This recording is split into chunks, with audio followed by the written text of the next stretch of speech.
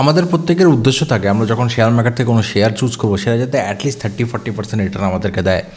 আর আমাদেরকে যখন share choose করতে হয় তখন আমাদেরকে এটা মাথায় রাখতে লাগে যেই প্রাইসে আমরা শেয়ারটি নিচ্ছি এবং যেই শেয়ারটি নিচ্ছি দুটোই যাতে ভালো হয়, মানে প্রাইসটাও যাতে ভালো হয়, সস্তা হয় এবং কোম্পানি ফান্ডামেন্টালসও যাতে ভালো থাকে। বন্ধুরা, আজকে আমি 4টে কোম্পানি 4টে সেক্টর থেকে তুলে নিয়ে এসেছি যেই কোম্পানিগুলি এখন বড় কনসলিডেশনের পরে রিবাউন্ড করার জন্য রেডি। মার্কেটে যতটা ধীরে ধীরে রিকভার হবে এই কোম্পানিগুলি তত ধীরে ধীরে বাড়তে থাকবে। প্রচুর কোম্পানি ছিল, তার ভেতর থেকে যে কোম্পানিগুলো আমি বেছে নিয়েছি সেগুলোতে পিই রেশিও খুব ভালো, কোম্পানির ডেট কম রয়েছে, প্রফিট বেশ ভালো রয়েছে, কোম্পানির যে মার্কেট ক্যাপচারিং ক্যাপাসিটি সেটাও ভালো রয়েছে, আরওসি ভালো রয়েছে, আরওই ভালো রয়েছে। এগুলো সব কিছু দেখে আমি 4টে কোম্পানি বেছে নিয়ে এসেছি। তো বন্ধুরা, আর দেরি না করে কোম্পানিগুলি সম্পর্কে জেনে নেব। তার আগে তোমাদের কাছে একটা রিকোয়েস্ট, এই কোম্পানিগুলিতে ইনভেস্ট করার আগে নিজের অ্যানালাইসিস ভালো করে করবে। আমি শুধুমাত্র এডুকেশনাল পারপাসের জন্য ভিডিওটি বানাচ্ছি যে কী করে ফান্ডামেন্টালসগুলো বুঝবো এবং টেকনিক্যালগুলো বুঝবো।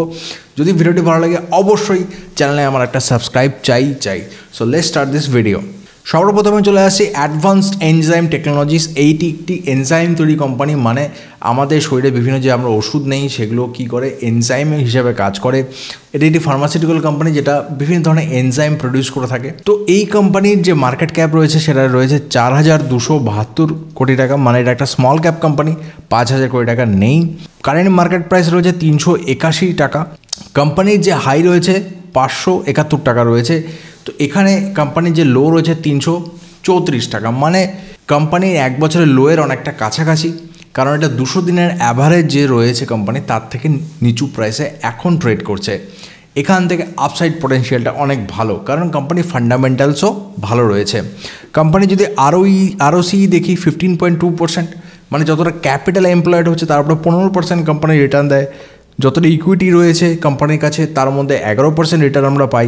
ফেস ভ্যালু বেটার রয়েছে, 1 টাকার থেকে বেটার 2 টাকা। তো কোম্পানি যদি ফার্দার স্প্লিট করে সেই প্রফিটও তোমরা নিতে পারো, কিন্তু এটা একটা সুইং ট্রেডের হিসাবেই দেখতে হবে। 6 থেকে 8 মাসের হরাইজন এই কোম্পানিতে বেশ ভালো প্রফিট দেবে, সেই হিসেবে এটাকে বাই করা উচিত। ডিভিডেন্ড 1.34%, মানে একটা হেলদি রিলেশনশিপ নিজের শেয়ার হোল্ডারের সাথে কোম্পানি রাখতে চায়। যদি কোম্পানির ডেট দেখি খুবই কম রয়েছে, মাত্র 50 কোটি টাকার নিচে ডেট রয়েছে, যেখানে কোম্পানি মার্কেট ক্যাপিটাল অনেকটাই বেশি, তো ডেট যে খুব বেশি তা নয়। কোম্পানি যদি কোয়ার্টার টু কোয়ার্টার প্রফিট আমরা দেখে থাকি, যদি আমরা নেট প্রফিট দেখি তাহলে মার্চ কোয়ার্টারে 2024-এ 30 কোটি টাকা ছিল, তারপরে 35 কোটি টাকা ছিল, আর অলরেডি সেপ্টেম্বর কোয়ার্টারে কত দিয়েছে 33 কোটি টাকা, মানে একটা কন্টিনিউয়াস তার প্রফিটেবল রয়েছে। প্রত্যেকটা কোয়ার্টারেই বেটার পারফরমেন্স আসছে এবং কনস্ট্যান্ট তার পারফরমেন্সটা রয়েছে। এটা একটা খুবই গুড পয়েন্ট কোম্পানির দিক থেকে। হ্যাঁ, এর থেকে বেটার রেজাল্ট আগে দিয়েছিল 42 কোটি টাকা, যেটা ছিল গত বছর ডিসেম্বর কোয়ার্টারে। এই বছর ডিসেম্বর কোয়ার্টারে এখনও রেজাল্ট আসেনি, যখন আসবেও আমরা আশা করছি যে এই 30-35 রেঞ্জের থেকে হয়তো 40-এর দিকে কোম্পানিটা যেতে পারে। যদি ইয়ার টু ইয়ার প্রফিট দেখতে চাই তাহলে আমরা এখানে দেখতে পারবো 2022-এ 171 কোটি টাকা প্রফিট ছিল, মার্চে ছিল 2023-এর মার্চে ছিল 140 কোটি টাকা, এই মুহূর্তে 188 কোটি টাকা 2024-এর মার্চে ছিল, আর ট্রেলিং 12 মান্থসে অলরেডি 188 কোটি টাকা ক্রস করে 189 কোটি টাকা। এবং যত দিনে এটা কমপ্লিট হবে মার্চ মাস অবধি আরও 3 মাস আমাদের হাতে রয়েছে, কোম্পানি 200 কোটি টাকার উপরে প্রফিট ছাড়াতে পারে এবং একটা নেক্সট লেভেলের বুম কোম্পানির রেজাল্ট দেখে প্রাইসে আসতে পারে। এই কোম্পানিগুলো যে চুজ করেছি এটাতে আমি একটা জিনিসের খেয়াল রেখেছি যে কোম্পানিগুলোর মধ্যে ফরেন ইনভেস্টার এবং ডোমেস্টিক ইনভেস্টার যাতে ভালো পোর্শনে থাকে, অ্যাটলিস্ট 5% উপরে তো থাকাই উচিত। কারণ এমন কোম্পানি আমি নিতে চাই না যেটা ফরেনাররা ইন্টারেস্ট দেখায় না কিংবা ডোমেস্টিকরা ইন্টারেস্ট দেখায় না। সেরকম ক্ষেত্রে কী হয়, কোম্পানি যখন ডোমেস্টিক কিংবা ফরেন ইনভেস্টার নিজেদের যতটুকুই থাকবে সেটা যখন তুলে নেবে, যেহেতু অন্যান্য কোনো ইনভেস্টার ইন্টারেস্ট নেই, সেই কোম্পানিটি অনেক দিন অবধি একটা প্রাইসে আটকে থাকতে পারে। কিন্তু এখানে যদি ডোমেস্টিক এবং ফরেনার দুজনেরই ইন্টারেস্ট থাকে, একজন ছাড়লেও দ্বিতীয়জন বাই করে। আর সাধারণত আমরা দেখে এসেছি ফরেনাররা যখন সেল করছে ডোমেস্টিকরা বাই করছে, এবং আগামী দিনে হয়তো ভাইস ভার্সাও আমরা দেখতে পারবো। সেখান থেকে যদি কোম্পানির শেয়ার হোল্ডিং প্যাটার্নে দেখি তো প্রমোটার যারা রয়েছে, যারা প্রধান রয়েছে আর কি কোম্পানি, তারা 42.95% রয়েছে। একটা ভালো স্টেক তাদের কাছে রয়েছে এবং সেই থাকার জন্য তারা ডিসিশন মেকিং খুব ইজিলি নিতে পারে। ফরেনারদের কাছে 12%-এর উপরে রয়েছে এবং ডোমেস্টিকের কাছে 8%-এর কাছে রয়েছে, রিটেলের কাছে রয়েছে 36%। তো খুবই ভালো একটা হেলদি প্যাটার্ন রয়েছে এবং এই প্যাটার্ন আগামী দিনে কোম্পানি প্রাইসকে ধীরে ধীরে ইনফ্লেট করতে সাহায্য করবে এবং যে কটা ফান্ডামেন্টালসে দেখা যায় কিনা সেই সব কটা ফান্ডামেন্টালসে এমন কোনো নেগেটিভ পয়েন্ট আমি খুঁজে পাইনি যেটা খুবই বাজে। হ্যাঁ, হতে পারে যে একটু প্রফিট একটা রেঞ্জের মধ্যে রয়েছে, কিন্তু ফার্মাসিউটিক্যাল কোম্পানি আমরা দেখেছি যে লাস্ট 2 বছরে সেরকম কোনো বুম আসেনি। নেক্সট ইয়ার কিংবা তারপরের বছর ভালো বুম আসতে পারে। এই মুহূর্তে কোম্পানির যে কারেন্ট মার্কেট প্রাইসটা রয়েছে, আমি একবার চার্টে দেখাতে চাই। এই মুহূর্তে কোম্পানির যে কারেন্ট মার্কেট প্রাইসটা রয়েছে সেটা রয়েছে এই যে 200 দিনের অ্যাভারেজের যে গ্রাফ রয়েছে তার নিচে ট্রেড করছে, এইখানে রয়েছে। এবং কোম্পানির যে 50 দিনের গ্রাফ রয়েছে সেটা এখানে রয়েছে। দীর্ঘ যে একটা কনসলিডেশন চলছে মার্কেটে, সেই মার্কেট থাকার দরুন মার্কেটে একটা হিউজ ফল এসছে, মার্কেট নিচে এসছে। কিন্তু যখন আমরা লং টার্মে গ্রাফ দেখব, যখন আমরা 1 বছরে দেবো, তো কোম্পানি মোটামুটি 200 দিন আর 100 দিনের গ্রাফের মাঝখানে যতবার এসছে ততবারই একটা পুল ব্যাক দিয়েছে, যতবারই এসছে ততবারই একটা পুল ব্যাক দিয়েছে এবং হাই ক্রিয়েট করেছিল 550-এর উপরে 571। তো এখন এই মুহূর্তে কারেন্ট মার্কেট প্রাইস 381 টাকার কাছাকাছি রয়েছে। তো আমরা বলতেই পারি যে আগামী 7-8 মাসে 9 মাসে যখন কোম্পানি এই কনসলিডেশনের ফেজ থেকে বাইরে বেরোবে, কোম্পানি সর্বপ্রথম টার্গেটই হচ্ছে 571 টাকা এবং তারপরেও এটা নিউ হাই ক্রিয়েট করতে পারে। যদি এর আমরা 5 বছরের চার্ট দেখি তাহলে আপনারা দেখতে পারবো এই জায়গাটাতে একটা হাই ক্রিয়েট করেছিল, তারপরে একটা লম্বা কনসলিডেশন ফেজ করে কোম্পানি একটা বড় কাপের মতন শেপ তৈরি করেছে এবং এই মুহূর্তে কনসলিডেশন যখন হচ্ছে তখন একটা ডিপ নিচ্ছে। তো আমরা যদি এই চার্টটিকে তৈরি করি, যখন এই লেভেলটিকে ব্রেক করবে সেটা একটা কি প্যাটার্ন তৈরি হবে এখানে পরিষ্কার বোঝা যাচ্ছে, সেটা হবে একটা কাপ অ্যান্ড হ্যান্ডেল প্যাটার্ন হয়। একটা কাপ অ্যান্ড হ্যান্ডেল প্যাটার্ন যখন ব্রেক হয় সেখান থেকে বেশ ভালো র্যালি দেখা যায়। তো সেদিক থেকেও যদি আমরা চার্টের কথা বলি, সেদিক থেকে লং টার্মে একটা বড় লেভেল রয়েছে এই জায়গাটাতে। এই জায়গাটা যখন ব্রেক হবে এটাই আমাদের টার্গেট 1, যেটা কত অল টাইম হাই 571। এটা যখন ব্রেক হবে তারপরে একটা নেক্সট টার্গেট আমরা দেখব, সেটা যখন সেই টার্গেটটা হিট করবে তখন আমি একটা ভিডিও বানাবো, তখন আমি বলবো যে এর পরে ফার্দার কতটুকু যেতে পারে। তবে অল টাইম হাইয়ের উপরে আমরা বাজি ধরতে পারি, সেইখানে আমরা টাকা ইনভেস্ট করে ওইটা হিট করার জন্য আমরা ওয়েট করতেই পারি।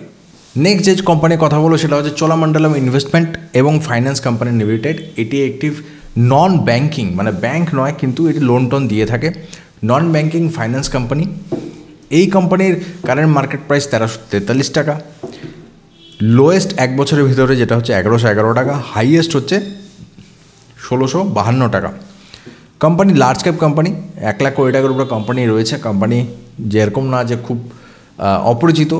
চোলামণ্ডলমের বিশেষ ভারতের সাদার্ন পার্টে বেশি পরিমাণে এরা লোন দিয়ে থাকে এবং ধীরে ধীরে মুথুট ফাইন্যান্স এবং আদার্স ফাইন্যান্সগুলো যেরকম নর্থ ইন্ডিয়াতেও ক্যাপচার করছে, এরাও নিজেদের বিজনেসকে বাড়াচ্ছে। এখানে কোম্পানির যদি ROCE দেখি 10%, ROE যদি দেখি 20% রয়েছে। স্টক P 29 রয়েছে। এই যে সেক্টর রয়েছে সেখানে মোটামুটি 30 হচ্ছে স্টক P অ্যাভারেজ থাকে, সেখানে 29 রয়েছে, মানে জাস্টিফাইড। খুব যে ওভার প্রাইস তা না, একদম এই মুহূর্তে প্রাইস তো সব কোম্পানিরই ঠিকই আছে কারণ বড় কনসলিডেশন চলছে। কোম্পানি যদি কোয়ার্টার টু কোয়ার্টার প্রফিট দেখি আমরা, নেট প্রফিট আমরা যদি দেখি ডিসেম্বর 2023 ছিল 872 কোটি টাকা, সেখান থেকে 1000 কোটি টাকা, তারপর 900 কোটি টাকা, এখানে অলরেডি 968 কোটি টাকা হয়ে গেছে সেপ্টেম্বর কোয়ার্টারে। ডিসেম্বর কোয়ার্টারেও এই কোম্পানি বেশ ভালো পারফর্ম করবে, কারণ এই ধরনের কোম্পানি কি হয়, এই ধরনের কোম্পানি অলওয়েজ মানে একটা রেঞ্জের মধ্যেই রেজাল্ট দেয়, কিন্তু RBI গাইডলাইন যেরকম চেঞ্জ হয় এই ফাইন্যান্স কোম্পানিগুলি একটু এফেক্টেড হয়। রিসেন্টলি RBIয়ের যে গাইডলাইন চেঞ্জেস হয়েছিল কিংবা সেবির যেসব গাইডলাইন চেঞ্জ হয়েছিল সেগুলোর একটা ইম্প্যাক্ট এইসব ফাইন্যান্স কোম্পানির ক্ষেত্রে পড়ে। কোম্পানির আমরা কোয়ার্টার টু কোয়ার্টার রেজাল্ট যেরকমই হোক, হয়তো একটু কম বেশি হয়। আমাদের মেইন যেটা হয়, যখন আমরা 8 মাস 9 মাসের জন্য কোম্পানিতে সুইং ট্রেডে ঢুকবো, যে আমরা এতদিন থাকবো তারপর আমরা বেরিয়ে যাব, আমরা যে খুব বড় লং ইনভেস্টর তা নয়। আমাদের হরাইজেন্টে 8-9 মাসে যখন থাকবে কিংবা 6 মাসে থাকবে, তখন আমাদের একটা ইম্পর্টেন্ট স্টেপ হচ্ছে যে কোম্পানি বছরে, কারণ এই বছরে ফাইন্যান্সিয়াল ইয়ার মার্চে শেষ হবে, তারপরে সেই রেজাল্টটা এবং ইয়ারলি রেজাল্ট, দুটো রেজাল্ট, কোয়ার্টার রেজাল্ট এবং ইয়ারলি রেজাল্টের ইম্প্যাক্ট আমাদের টার্গেটের উপরে পড়বে। সেক্ষেত্রে আমাদেরকে দেখতে হবে কোম্পানির নেট প্রফিট ইয়ার টু ইয়ার কত হয়। 2022-এ 2100 কোটি টাকা বিজনেস করেছে, তারপরে 2600 কোটি টাকা, 2024-এ অলরেডি 3400 কোটি টাকা বিজনেস করে ফেলেছে এবং ট্রেলিং 12 মান্থসে, লাস্ট 12 মান্থসে 3800 কোটি টাকার বিজনেস অলরেডি হয়েছে, মানে কোম্পানি প্রফিট কিন্তু ধীরে ধীরে গ্রোয়িং, যেটা খুবই একটা ভালো সাইন। এই জিনিসটা খুব ইম্পর্টেন্ট। কোম্পানিতে যখন ইয়ার টু ইয়ার প্রফিট বাড়তে থাকে সেই কোম্পানিতে অনেকেই বাজি ধরে এবং সেখানে একটা ভালো রিটার্ন আমরা দেখতে পাই। কোম্পানির নেগেটিভ পয়েন্ট বলতে আমি একটা জিনিস অবশ্যই দেখাতে চাই। এই নেগেটিভ পয়েন্টটা হচ্ছে যে এর যে ক্যাশ ফ্লো রয়েছে এটা একটা মাইনাসে রয়েছে। আগের বছর অনেক বেশি মাইনাসে ছিল, তার আগে পজিটিভ ছিল, তার আগেও মাইনাসে ছিল। তো এইটা একটা নেগেটিভ পয়েন্ট। সব যে পজিটিভ পয়েন্ট রয়েছে কোম্পানিতে তা নয়, কিন্তু যখন আমরা ফান্ডামেন্টালসে দেখছি তখন ক্যাশ ফ্লো পজিটিভ হলে আমাদের ভালো হয়। কিন্তু এখানে যেহেতু অ্যামাউন্টটা খুব কম, কোম্পানি যতটা মার্কেট ক্যাপিটালাইজেশন সেই হিসাবে 66 কোটি টাকা মাইনাসে তার ক্যাশ ফ্লো, তো এটা হজম করা যেতে পারে। ঠিক আছে, এটাকে আমরা মাথায় রাখবো, কিন্তু এটার জন্য যে একেবারেই কোম্পানি বাই করবো না তা নয়। যে কোনো কোম্পানি প্রাইস এসকেলেশনের জন্য মেনলি দায়ী হচ্ছে তার শেয়ার হোল্ডার এবং shareholding pattern. Shareholding প্যাটার্নই অনেক সময় ঠিক করে দেয় কোম্পানির প্রাইস উপরে যাবে কি নিচে যাবে না। সেইখানে আমরা দেখতে পাচ্ছি কোম্পানি নিজের কাছে বেশ ভালো স্টেক রয়েছে, 50%-এর উপরে স্টেক রেখেছে নিজের কাছে, যেটা খুবই ভালো জিনিস, কারণ তাতে ডিসিশন মেকিং অলওয়েজ বেটার হয়। যেসব কোম্পানি শেয়ার হোল্ডিং প্যাটার্ন 30%-এর নিচে হয়ে যায় না, সেসব কোম্পানি শেয়ারে মা বাবা থাকে না, মানে সেগুলো মানে কোম্পানি হয় খুব বেশি ইনফ্লেটেড হয়ে উপরে চলে যায়, কিংবা হয়তো কোম্পানি খুবই নিচে চলে আসে। তো অলওয়েজ নিজের হাতে রাশটা রাখতে লাগে। এখানে যদি ফরেন ইনভেস্টারদের দেখি পার্সেন্টেজ খুবই ভালো, 27.17%, মানে ফরেনারদের বেশি ইন্টারেস্ট রয়েছে এখানে, ডোমেস্টিকদেরও 16% রয়েছে, এখানে রিটেলারদের কাছে কম রয়েছে। তো এই জিনিসটা একটা ইম্পর্ট্যান্ট যে রিটেলাররা খুব একটা ইন্টারেস্ট এখানে দেখায়নি, কিংবা রিটেলারদের কাছে হয়তো সেরকম আসেনি, কারণ ফরেনাররা অনেক সময় কী করে ডাইরেক্ট বুকিং করে নেয়, বুকিং করে শেয়ার কেনে, লার্জ বাল্ক বাইং হয়। তবে এখানকার যখনই ফরেন ইনভেস্টাররা ফার্দার ইনক্রিজ করবে কিংবা তারা নিজেদের স্টেক কমাবে, দুটো ক্ষেত্রে লিকুইডিটি বাড়বে এবং সেক্ষেত্রে কী হবে, যখন ফরেনার বাই করবে প্রাইস এসকেলেশন হবে, যখন ফরেনার সেল করবে প্রাইসটা নিচে ডাউন আসবে, কিন্তু রিটেলের কাছে অপশন থাকবে নিজেদের স্টেককে বাড়ানো, কারণ রিটেলের স্টেক এখানে খুব কম, এখানে মাত্র রয়েছে 6%। এটা খেলা অলওয়েজ অপারেটরদের ভেতরে খেলা হবে। তো অপারেটরদের ভেতরে খেলার ভেতরে যখন রিটেলার প্রফিট করতে যায় তখন তাকে এমন একটা প্রাইস পয়েন্টে ঢুকতে হয় শেয়ারের ভেতরে যেটা খুবই কম, কারণ সেখানে তাদের কিছু করার থাকে না, খুব কম প্রাইসে তখন যারা বাই করবে, যখন বড় বড় অপারেটরতে খেলা হবে তো প্রাইস তো উপরের দিকেই যাবে, শুধুমাত্র একটাই অপশন থাকলে উপরে যাওয়ার, সেখানে রিটেলাররা বেশ ভালো প্রফিট করতে পারে। আমি সবার প্রথমে 5 বছরের চার্ট দেখাতে চাচ্ছি। 5 বছরের চার্টে আমরা দেখব যে এই যে শেয়ার প্রাইসে যে কারেন্ট মার্কেট প্রাইসটা গেছে, এটা অলওয়েজ 200 দিনের যে আমাদের ডিএমএ রয়েছে, 200 দিনের অ্যাভারেজ যে প্রাইস রয়েছে তাকে অলওয়েজ রেসপেক্ট করেছে, যেখানে যেখানে টাচ করেছে সেখান থেকে রিবাউন্স হয়ে চলে গেছে। তো খুব কম ইনস্টেন্সেস এসছে এই 5 বছরে যে এই 200 দিনের প্রাইসকে টাচ করেছে, আদারওয়াইজ এই 50 ডেজের আশেপাশেই অলওয়েজ ট্রেড করে এবং যতবার নিচে আসে ততবার উপরে চলে যায়। এইবার এখন এই মুহূর্তে কোম্পানিতে একটা বেশ সুন্দর সুযোগ রয়েছে, 200 দিনের প্রাইসকে সবে মাত্র ক্রস করে উপরে যাচ্ছে এবং 50 দিনের প্রাইসকেও ক্রস করে উপরের দিকে যাওয়া শুরু করেছে। এটা গোল্ডেন ক্রস ওভারের মতন একটা সিচুয়েশান। এখানে কি হচ্ছে, প্রাইসটা একদম জাস্টিফাইড। এখানে দুটো অ্যাভারেজ এবং কারেন্ট মার্কেট প্রাইস একই জায়গায় রয়েছে। যদি আমরা 6 মাসের চার্ট দেখি, 6 মাসে কোম্পানিতে কি হয়েছে, কোম্পানিতে ভলিউমের কখনো অভাব নেই, ভলিউম কিন্তু অলওয়েজ হাই। ভলিউম যে খুব একটা প্রবলেম তা নয়। এই প্রাইস থেকে এটা প্রাইস মোটামুটি হয়ে গেল 1450 টাকার রেঞ্জ থেকে। কোম্পানি একটা কনসলিডেশন ফেজে ছিল, তারপর একটা বুল রান দিয়েছে, এই জায়গাটা একটা বুল রান ছিল, দিয়ে হাই ক্রিয়েট করেছে 1650 টাকার কাছে। তারপরে যেহেতু মার্কেট পড়েছে তো এখানেও সেল অফ এসছে এবং কারেন্টলি 1350-এর কাছাকাছি। তো এইসব ক্ষেত্রে আমরা দেখছি যেহেতু অ্যাভারেজগুলো জাস্টিফাইড, এই মুহূর্তে যদি এটাকে বাই করা যায়, ফার্স্ট টার্গেট 1650 থাকবে এবং তারপরে যখন এই ফার্স্ট টার্গেট ব্রেক হবে, আমি নেক্সট একটা ভিডিও বানাবো যে নেক্সট টার্গেট কী হতে পারে, সেখানে আমরা ফিবোনাচি রিট্রেসমেন্ট দিয়ে একবার দেখে নেবো যে ফার্দার কতটা কোম্পানিতে প্রাইস আসতে পারে। যদি কেউ বলে কতটা দিন এটাতে হোল্ডিং রাখতে হবে, দেখুন 7-8 মাস একটা উইন্ডো রাখুন, তার আগেই টার্গেটটা অবশ্যই হিট হয়ে যাবে। ফার্মা হলো, ফাইন্যান্স হলো, এবার একটু অন্য ধরনের প্রোডাক্টে চলে আসি। এটা হচ্ছে ভেনাস পাইপস অ্যান্ড টিউবস। এই কোম্পানিটি মেনলি পাইপস অ্যান্ড টিউবসের কাজ করে। অ্যাস্ট্রাল পাইপ রয়েছে, বিভিন্ন ধরনের পাইপের কোম্পানি রয়েছে যেগুলো বেশ ভালো পারফর্ম করেছে। এই কোম্পানিটি আমি বেছেছি তার 2-3টে কারণ মেনলি আমি আপনাদেরকে দেখিয়ে দিই। প্রথমে হচ্ছে এর আরওসি খুব ভালো, 28.4% আরওসি ভালো, আরওই হচ্ছে 23%, খুবই ভালো। এর সাথে ফেস ভ্যালু রয়েছে 10 রুপিস। যদি ফার্দার স্প্লিট হয়ে যায় সেই পসিবিলিটি আছে এবং এটা ফিউচারের জন্য হোল্ড করতে পারেন। মানে এরকম না যে এটা শুধুমাত্র মানে 8 মাস কিংবা 9 মাস পরে, এটা আপনি ফিউচারের জন্য হোল্ড করতে পারেন। এর পার শেয়ারের রিটার্ন হচ্ছে 49 রুপিস, মানে 50 টাকার কাছাকাছি এক একটা শেয়ারের রিটার্ন আসে। তো এই জিনিসগুলো খুব ভালো রয়েছে কোম্পানি ফান্ডামেন্টালসের ভেতরে। এবার কোম্পানির যে প্রফিটের প্রোফাইলটা সেটা একটু দেখে নেব। কোম্পানির যে প্রফিট হচ্ছে সেটা হচ্ছে লাস্ট 1 বছর যদি কোয়ার্টার টু কোয়ার্টার দেখি, 23 কোটি টাকা, 25 কোটি টাকা, 28 কোটি টাকা এবং অলরেডি 24 কোটি টাকা সেপ্টেম্বরে দিয়ে দিয়েছে। মানে একটা রেঞ্জে রয়েছে 23 থেকে 24-25-এর ভেতরেই এর company quarter to quarter profit থাকে। এবার আমরা একবার দেখে নেব যে ইয়ার টু ইয়ার প্রফিটেবল আদৌ কতটা পার্সেন্টেজ তারা ইনক্রিজ করছে। যদি আমরা ইয়ার টু ইয়ার নেট প্রফিট দেখি তাহলে আমরা দেখতে পারবো 2022-এ 32 কোটি টাকা ইয়ার টু ইয়ার প্রফিট ছিল, 2023-এ সেটা প্রায় 44 কোটি টাকা হয়েছে। মার্চে, মানে এই বছর মার্চে যে ইয়ারটা এন্ড হয়েছে সেখানে 86 কোটি টাকা ছিল, এখানে অলরেডি লাস্ট 12 মান্থে 100 কোটি টাকা হয়ে গেছে। মানে এটা ডবল ট্রিপল হচ্ছে প্রফিটে। এবং কোথাও না কোথাও আমাদের যে শেয়ারের প্রাইস থাকে যে প্রাইস থাকে সেটা অনেকটা নির্ভর করে যে কোম্পানি কতটা প্রফিটেবল হচ্ছে। সেটা না অ্যাকচুয়ালি লোকের আই ক্যাচিং হয়। মানুষ যখন দেখে কোম্পানির প্রফিট দিন দিন বাড়ছে, কোম্পানি সেই প্রোফাইলটা যখন প্রজেক্ট হয় লোকের সামনে, তো লোক কী করে সেটাতে বাই করা শুরু করে। যখন কন্টিনিউয়াস বাইং হয় তখন তার প্রাইসটা উপরের দিকে যাওয়া শুরু করে। প্রফিট যে ডাইরেক্টলি ইনফ্লুয়েন্স করছে শেয়ার প্রাইসকে তা নয়, তবে ইনডাইরেক্ট এর একটা এফেক্ট তো রয়েছে। কোম্পানি যদি ভালো প্রফিটেবল হয় তো শেয়ার প্রাইস যাওয়ার চান্স অনেক বেশি হয়। কোম্পানি যদি খারাপ প্রফিটেবল হয় কিংবা নেগেটিভ লসে চলে সেক্ষেত্রে শেয়ার প্রাইস উপরে যেতে পারে, কিন্তু তার কোনো গ্যারেন্টি থাকে না। এখানে একটা পসিবিলিটি রয়েছে যে কোম্পানি খুব ভালো রিটার্ন, মানে শেয়ার প্রাইসে খুব ভালো অ্যাপ্রিসিয়েশন এই প্রফিটের আগামী দিনে দেখাবে। স্পেশালি মার্চ 2025 যখন ক্রস হয়ে যাবে, যখন এই ইয়ারলি রেজাল্ট চলে আসবে এপ্রিলের শেষের দিকে কিংবা মের ফার্স্ট উইকের ভেতরে, তখন কোম্পানিতে একটা ভালো প্রাইসের অ্যাপ্রিসিয়েশন আমরা দেখতে পারবো। আমি যে কোটা শেয়ার বেছেছি সেখানে প্রত্যেকটাতে আমি একটা কন্ডিশন অবশ্যই রেখেছিলাম যে ফরেনারদের 5% এবং ডোমেস্টিকদের 5% এটা হতেই হবে। যদি না হয় তাহলে সেই শেয়ার আমি চুজ করব না। তো এখানে নিজের কাছে 47% রেখেছে মেজরিটি, ফরেনাররা এখানে 5%-এর রয়েছে, এরকম না যে নেই। হ্যাঁ, সেল অফ এসছে, ঠিক আছে, কিন্তু এই কোম্পানি যদি আমরা প্যাটার্ন দেখি যে ফরেনার 2022-এ না মাত্র 2.12%-ই ছিল, সেখান থেকে 2 বছরে কিন্তু তাদের স্টেক ডবল হয়েছে। এবার ডোমেস্টিকের যদি কথা বলি, ডোমেস্টিকও 7% ছিল, সেখান থেকে ডোমেস্টিক হয়েছে 14%। মানে বাড়ছে, এরকম না যে তাদের ইন্টারেস্ট নেই, তারা ধীরে ধীরে ইন্টারেস্ট নিচ্ছে। হ্যাঁ, সেল অফ কারা করেছে? পাবলিকের থেকে সেল অফ হয়েছে। পাবলিক 42%-এ ছিল, এখন তারা 32%-এ রয়েছে।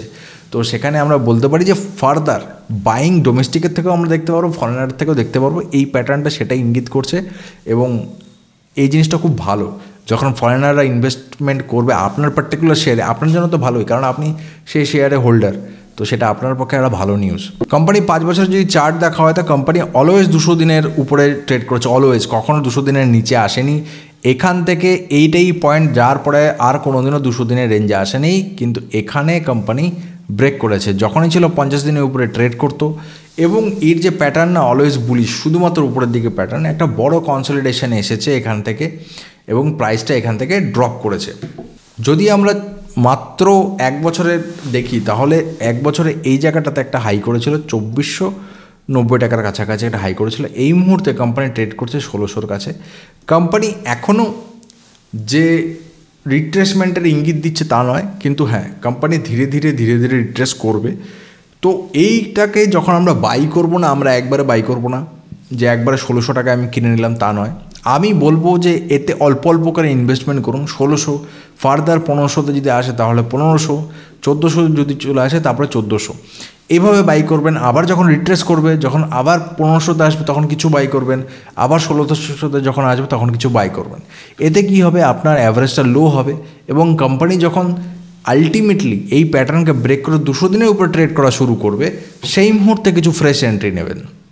যখন 200 দিনের অ্যাভারেজকে, যদি কারো মনে হয় 200 দিনের অ্যাভারেজ আমরা কোথায় পাবো, এই চার্টে চলে আসলেই হবে, screener.com-এ রয়েছে 200 দিনের, এখানে এইটাকে টিক করে দিলেই পেয়ে যাবেন। সেটা যখন ব্রেক করবে যে সেটা যখন ব্রেক হবে তারপরে একটু ওয়েট করবেন, 1 দিন 2 দিন 3 দিন 4 দিন 1 সপ্তাহ ওয়েট করে নেবেন।